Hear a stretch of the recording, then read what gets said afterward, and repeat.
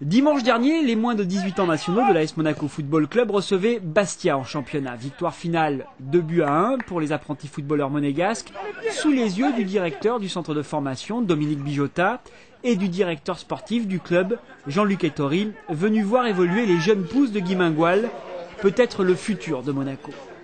Ces garçons âgés de 16 à 18 ans mènent déjà une vie de joueurs professionnels, rythmée par les entraînements, les matchs et les cours.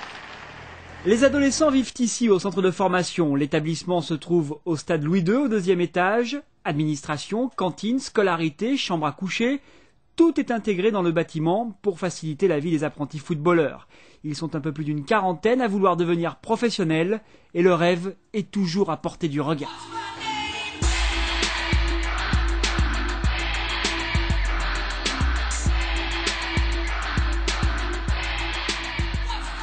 L'objectif est double.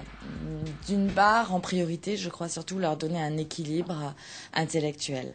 Le monde du football est un monde qui les presse, qui peut aussi quelque part les déstabiliser un jeune.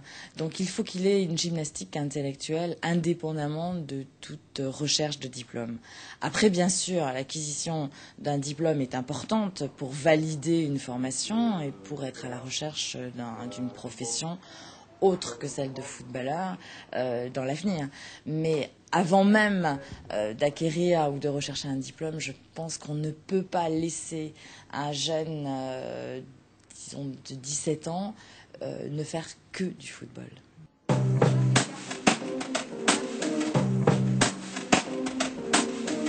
Les journées démarrent chaque matin à 8 h par les cours. On prépare des diplômes comme dans n'importe quel autre établissement scolaire. 14 professeurs encadrent les élèves dans les différentes matières. Nous sommes reconnus comme établissement. Nous avons une classe de collège de 3e et ensuite nous avons des classes de lycée avec une possibilité aussi d'acquérir un BEP, métier de la comptabilité. Donc les classes de seconde, première, terminale, même au bac. Nous avons une possibilité qui est offerte de continuer après le bac vers un BTS. Action commerciale, puisqu'actuellement il s'appelle MUC, mais les termes ayant changé, le contenu est quasiment identique. Nous privilégions les bacs technologiques parce que nous pensons qu'ils sont davantage en prise avec une reconversion possible des jeunes footballeurs, d'une part. De plus, ce sont des bacs qui demandent moins de travail, peut-être de recherche, de travail personnel, pour des jeunes qui ont déjà un emploi du temps bien lourd et bien complet.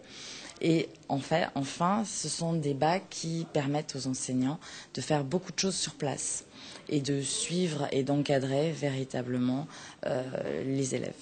Un élève qui le souhaiterait, est-ce qu'il pourrait passer un autre type de bac dans votre établissement ? Bien sûr, nous l'avons fait, c'est-à-dire que nous sommes capables, étant donné que nos enseignants sont des enseignants spécifiques à chaque matière et donc diplômés comme dans n'importe quel lycée, nous sommes capables d'assurer un bac général, un bac S, un bac L, un bac ES. Moi j'ai fait quelques années d'expérience en lycée, disons en lycée normal. Il est évident que le contact avec les élèves est différent. Pour la bonne et simple raison, c'est qu'au centre de formation, ils sont moins nombreux. Il faut tenir compte de leur emploi du temps, de leur activité sportive.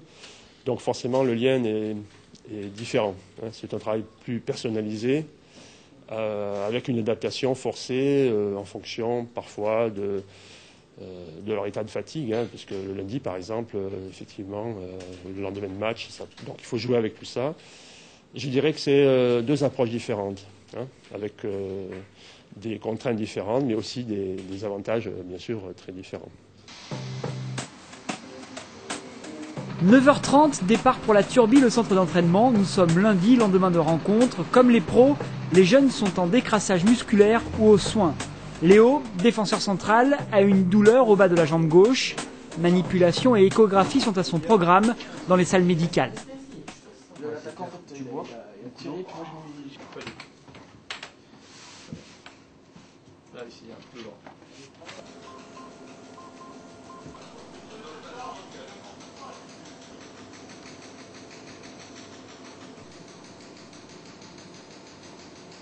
C'est quelque chose qui s'est mûri peu à peu, parce qu'au début je jouais au foot juste pour m'amuser avec les copains tout ça, puis au fur et à mesure, au niveau, j'ai progressé et puis maintenant que je suis en centre de formation, l'objectif est de sortir pro, même s'il y a encore beaucoup de travail à faire avant de réussir, quoi. Ouais, parfois c'est pas évident à gérer parce que par rapport aux entraînements, après on a besoin de se reposer un peu, puis le fait d'aller à l'école, on est un peu fatigué, mais bon, c'est ça, c'est le travail, quoi. Il faut garder son sérieux et puis travailler et au foot et à l'école aussi.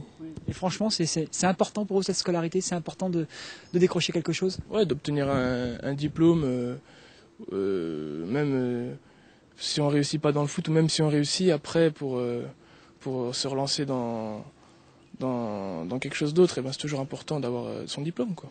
11h45, le bus ramène les adolescents au stade Louis II, direction le Self pour le repas de la mi-journée. Dans l'après-midi, les élèves reprendront les cours. Le lendemain de match oblige. Le lundi, pas d'entraînement, ce qui n'est pas le cas des autres jours de la semaine. Un détour par les chambres est aussi possible pour un peu de repos. Nous avons une capacité de 23 logements. 20 en chambre individuelle, puisqu'au centre de formation, vous avez la moitié des aspirants et stagiaires qui sont en internat, donc ici, au centre, et vous avez l'autre moitié, qui sont répartis dans des studios ou des 2 pièces, aux alentours du stade Louis II, le plus près possible. Le plus près possible est sous la surveillance d'animateurs à l'extérieur, comme en internat, de jour comme de nuit. Le soir, justement, le repas est pris entre 19h et 19h30. Après, les adolescents disposent d'un quartier libre encadré jusqu'à 22h. Certains retournent en cours pour un soutien scolaire, avant une nuit réparatrice précédant une nouvelle journée chargée de cours, de football et d'espoir.